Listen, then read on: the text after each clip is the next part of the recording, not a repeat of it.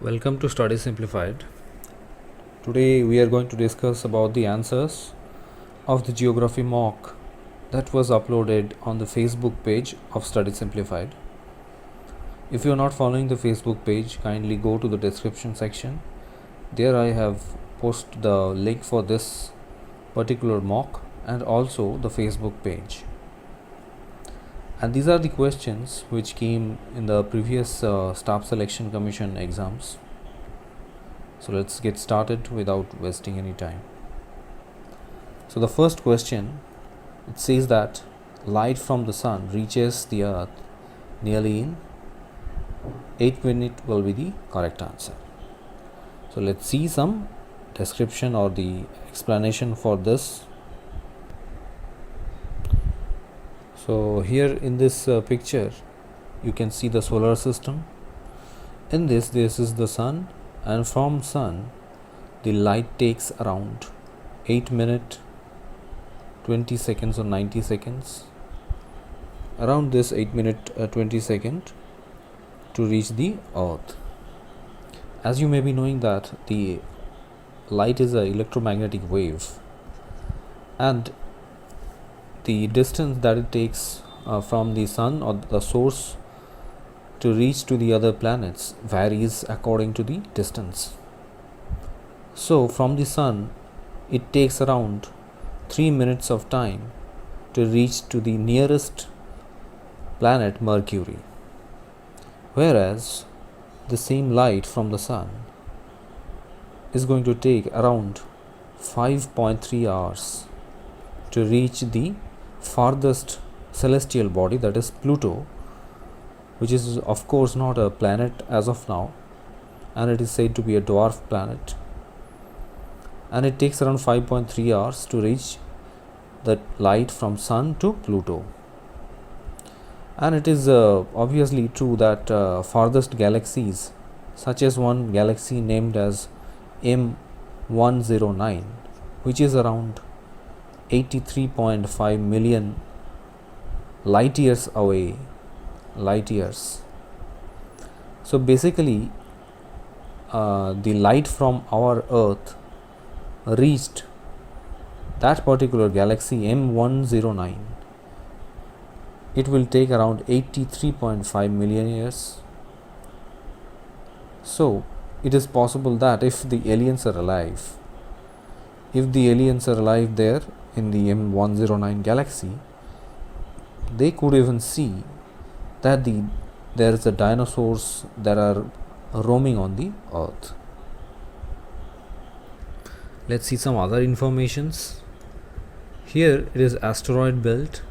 Here the most of the asteroids and the rock debris, which are mostly the remnants of the galaxy during the formation of our solar system, they are orbiting the sun.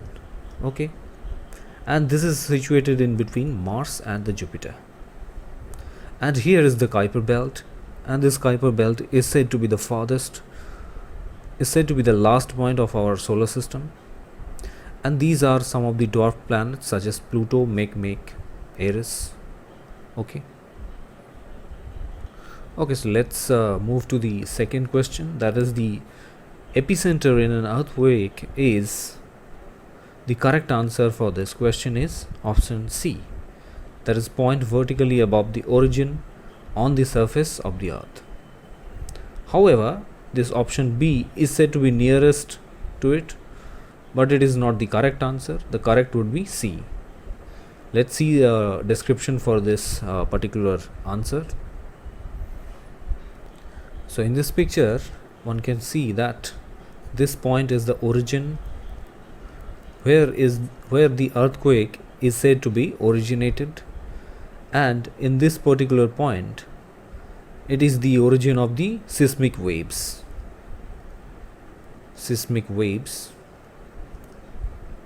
And from this origin, if we draw a vertical line and the point where it intersects the ground surface, it is said to be the epicenter.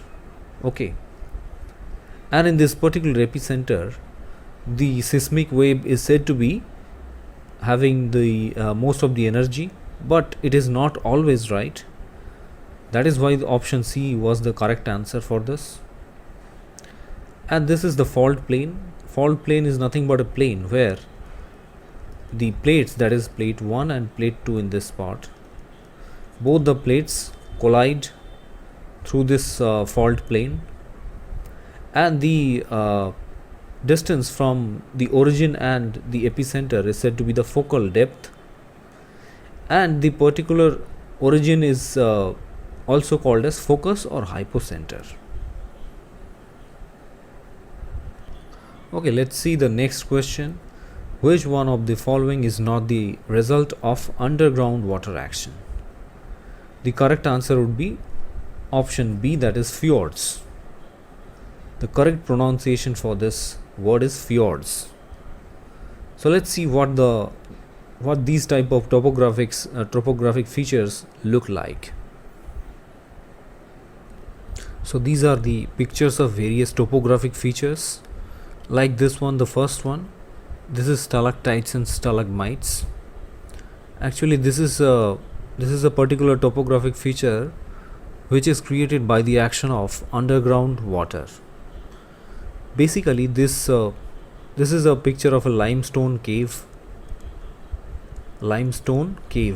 Okay, so when the water drips through this particular caves, there is a abundance of calcium carbonate in this limestone.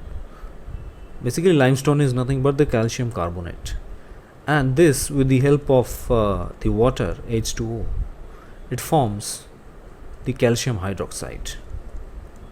Okay, calcium hydroxide, and this particular calcium hydroxide then accumulates in this type of form, and it forms a shackle like structure or topography. And the upper part of this particular, these parts are called stalactites, and in the below or in the ground, the particular type of this type of feature is called as stalagmites. Okay, and this is said to be a topographic feature which is caused by the underground water action. And in this picture, it is seen that the sinkhole topography is particularly seen. What happens that in the underground rock strata, there is a formation, or there is a abundance of limestone, or limestone layer will be there, and this limestone, when it comes with the contact of water, and this particular water, that is rainwater, it comes with the contact of carbon dioxide, and it forms the weak acid called the carbonic acid H2CO3. And over the time, this H2CO3 reacts with the limestone, and slowly gradually this layer got weakened by the action of the acid on the rain. And that is how sometime after the pressure from the upper water, or the water table, or the upper ground pressure, this particular layer collapses, and it basically forms a sinkhole or a cavity. Okay, and in these pictures, these are the practical pictures where the sinkholes can be seen, this one and this one.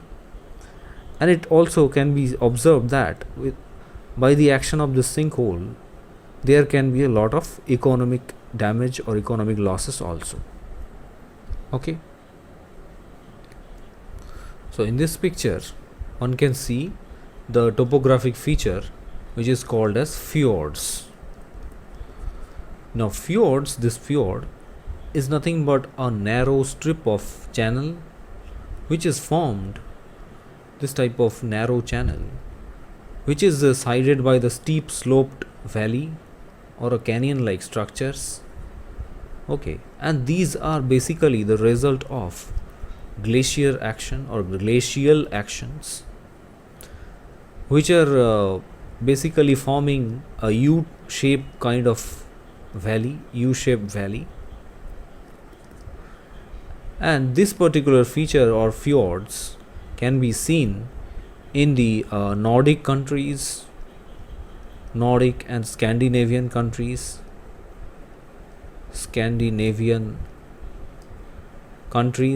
like mostly seen in the country of Norway,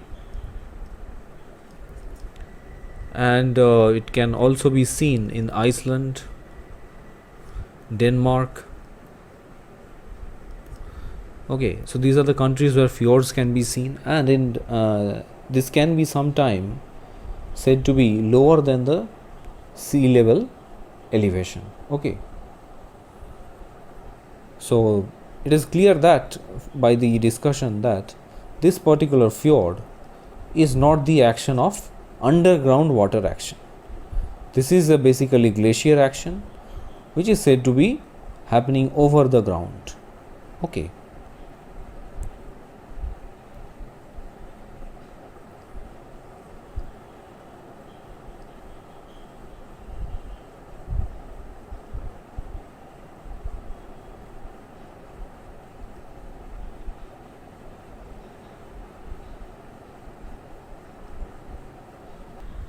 So coming to the next question, sinkhole is a phenomena of, the right answer will be karst topography. Karst topography is a type of topography which is basically formed with the action of groundwater, underground water action. It is formed through underground water action. Okay, just now we have seen that sinkhole feature, and it is a part of karst topography. Okay, so next question, the fifth one, that is what is isthmus? The correct answer for this would be option B, that is narrow land strip separating two water bodies. Let's see a map to clear our idea. So this is the map, and in here the particular in this area, that is near the between the North and South America, there is a portion, there is an area called Panama, this area, and this is said to be the isthmus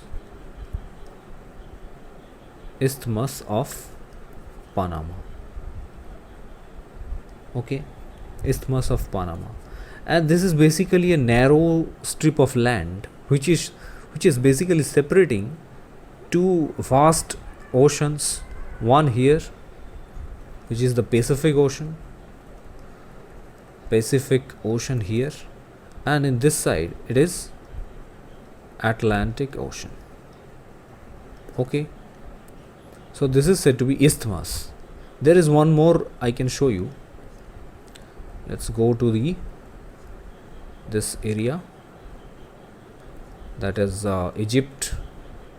Yeah, so in this area of Egypt here, in this part, this is said to be the area of isthmus of Suez. There is a Suez Canal here which connects the Mediterranean with the Red Sea, and this narrow strip of land here, it separates the Mediterranean Sea here and the Red Sea which is here. So this is also an example of isthmus. So next question, what is sixth one, blizzards are the characteristic feature of, the correct answer would be option C, temperate and polar region. So in this picture, the blizzard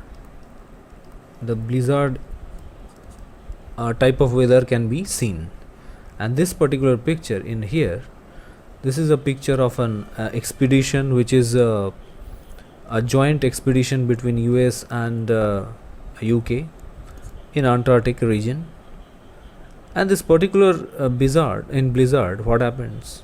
Basically temperature plummets from around minus 10 degrees C to around minus 20 degrees C centigrade, and winds can be in excess of 35 miles per hour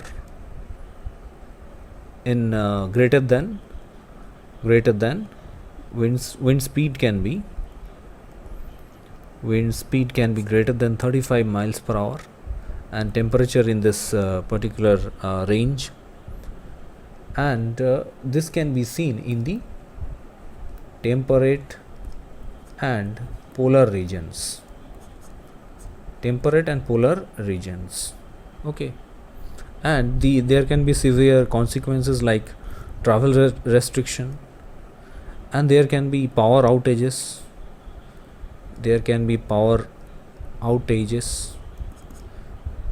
Okay, so these are some of the serious consequences of the storm called blizzard.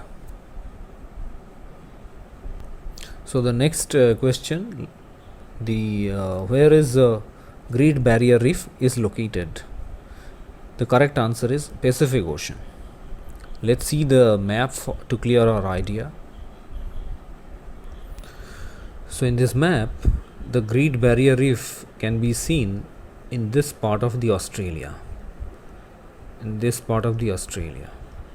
which is the northeast part of the Australia, basically in the Queensland area. And this Great Barrier Reef is said to be the world's largest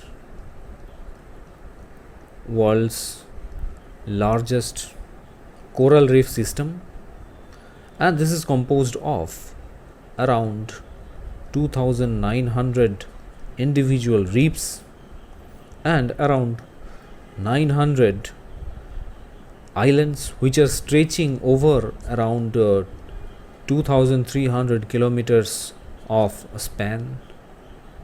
And this particular Great Barrier Reef can be seen from the outer space as well, and it is said to be world's biggest single structure which is made by any living organism. Basically, the coral reefs, they are formed by the coral polyps, and they are nothing but living organism. A kind of bacteria called zooxanthellae lives in the coral polyps. Okay. So this is another picture which shows the particular Great Barrier Reef. This is particularly a map of Great Barrier Reef. And in this picture one can see that this is the Pacific Ocean, and this is the Western Pacific. And near the Great Barrier Reef, the Coral Sea is situated. Okay. So remember that this is the Western Pacific, and it is situated in the northeast part of the Australia, in Queensland area. Okay. So the last question, an equinox is a very pretty easy question. Now option A, that is day and night are equal length. So an equinox is a particular time when the day and night are of equal length. So basically in equinox, what happens? In equinox is the time of the year when the sun is nearest to the equatorial plane of the giving equal lengths of the day and night. And an equinox occurs at the start of spring and fall, and it happens twice every year, 2 times, and it normally happens in the March 20th and September 22nd. These 2 dates when the equinox happen. Okay. So this is the discussion regarding the particular geography mock, and if you really like it, please do comment on the video. So in the meantime, thanks for watching this video.